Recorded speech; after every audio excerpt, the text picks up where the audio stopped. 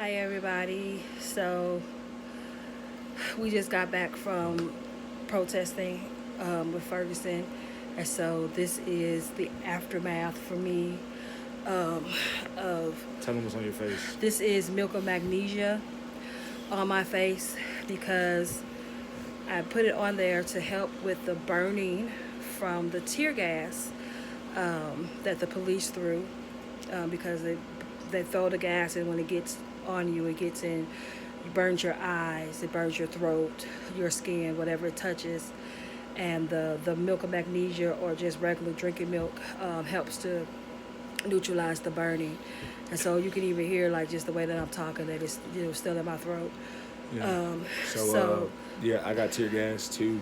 Um, I had my those little surgical mask things that you buy. They help a lot. Like I had a runny nose and my eyes were burning, but yeah, and my voice was gone for a minute. It's still look kind of gone, but it wasn't that bad. so yeah, Uh, so yeah, just to let you know, um, easily 95% of the protesters were peaceful. yeah, So whether they were from out of town or whatever, and even that narrative is interesting because you had a lot of college students who literally don't live in St. Louis and go to school here. You had UMSL students, WashU students, you had SLU students, you had a bunch of people who live in Ferguson. yeah. Yeah, I'm I sorry, mean, you had people from out of town, like a lot of our like a year, an hour away or an hour, something. hour and a half away. A lot of our majority culture, white brothers and sisters, they, came in from just around the state because they just said they just want to support. They said they don't quite know exactly what to do, but they just wanted to let us know that they're with us and they're supporting us and that they're standing with us. So they just came out and was just like, we're here, as well as other people from the neighborhood. They were just wanted to know we're Right. here. So I can't speak to other cities. I can't even speak to other protests. But if you want to know about May 31st, 2020 in Ferguson, almost everybody that was there was not a George Soros uh, bust in person paid agitator. There weren't people who had set up piles of bricks Yeah. for them to throw. So at least for this, if anybody tries to feed you that narrative, we were there firsthand. That's a bald-faced lie. There's zero truth to it. Literally, there were four fireworks thrown and six water bottles thrown. Right, and that was And like that was by towards the end. towards the end, and that was by like five people. Yeah. Because I watched them. Because I was literally, she'll tell you, she was in the front. I found myself, and this is something to be said quickly. I'm sorry, I ain't trying to take your shine, baby. No, you're fine. So it was myself, and there was another pastor who was out there, and there was another lady, and the three of us were in between the police and the SWAT team and the front line of the protesters, and we were just talking to these young people and just looking them in the eye and letting them know that we heard them and that they were right to be angry, and letting them know that we appreciated them, and they were so respectful. So here's what I'm saying: if you're a believer, if you're a pastor, I'm not going to tell you what to do. I'm not going to try to bind anybody's conscience, to be clear. I will say that you ought to pray and ask the Holy Spirit if He is leading you to come when there are protests and be a part. It would have been just a very different thing if I'd have had 20 or 30 other pastors there loving these people, Right. just letting them know that the church is here and that the Yeah. church cares for them.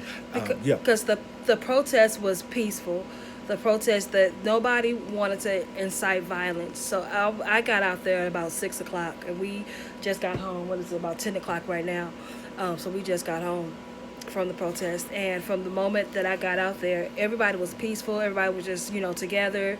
There were chants and whatnot, and people driving by were supporting, and we started marching up and down within the a certain amount of blocks in front of the police station, and it was unity. We were connected with our purpose, and even towards the end, once it got past the 8 o'clock curfew that they stated, and we were confronted. We were on the police and kind of on the line with the police facing each other, it was, even though we were in a confrontational stance, it was still holding, back.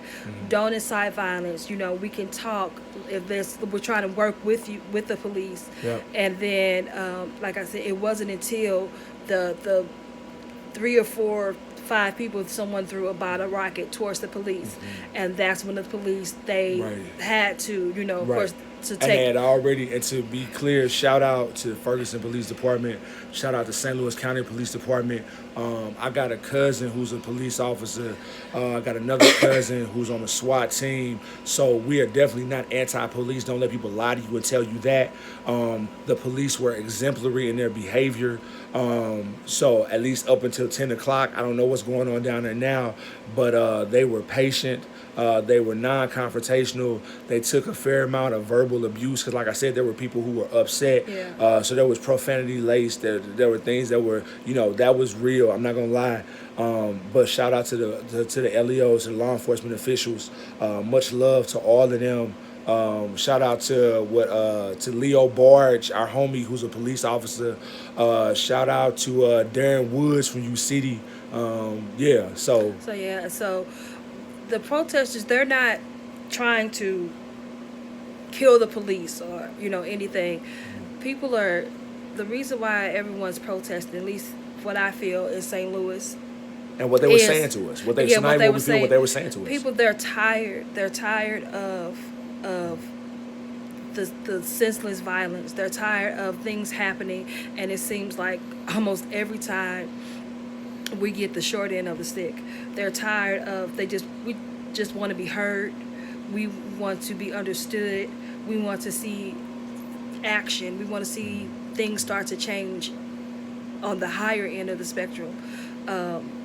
We want to feel like that the people in authority care about us, as a race, as a minority. And so that's what it is. The protest is about.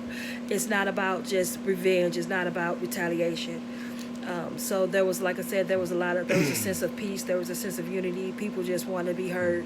And it was just towards the end, it just was a couple people who So we said that were stupid, and then things got dispersed. So we just wanted to kind of just give our take on the protest. Let me jump for a minute. And go ahead.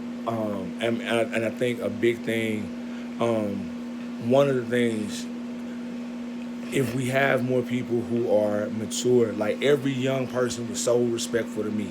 Like when I talked to them, nobody disrespected. Everybody listened to me.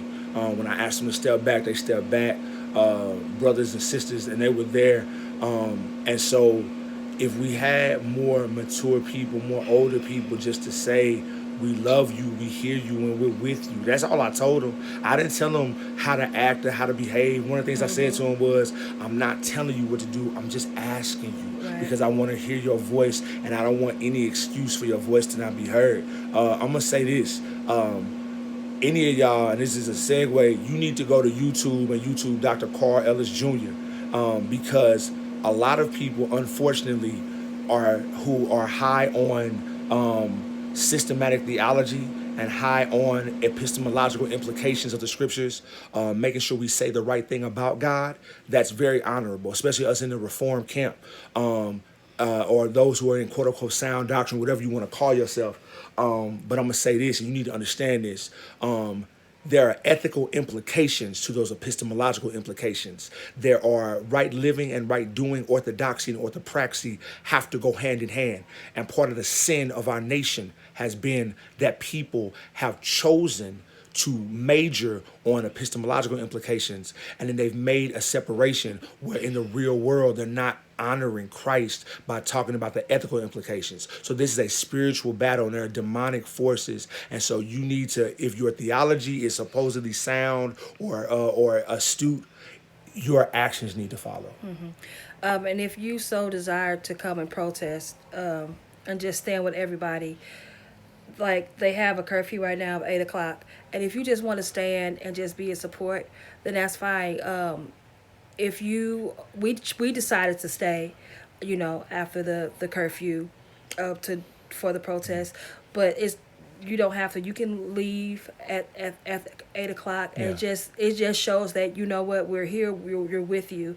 Yeah. And we just would like more people just to, just Pray to about pray. whether the Lord would lead them to. Right. And if you want to park, you can park at our, like, we live 7 blocks from there. So you can park at our house. You don't have to worry about having your vehicle, any danger, like vandalization or anything or that. If you're not sure, we have an extra bedroom. We have plenty of room. You just want to come and kind of get a feel for it. Look, that's no problem at all. So our house is open. We have a huge backyard, so we can practice social distancing.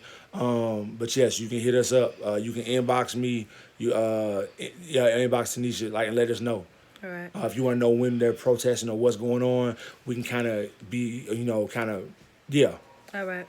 So yeah, so we just kind of wanted to give you our take of what's going on and what we saw firsthand, of the protests here in Ferguson. They've been protesting in other parts of the city, but just here in Ferguson, what we experienced, that's what's been going on. So Hit the red button. thank you for listening.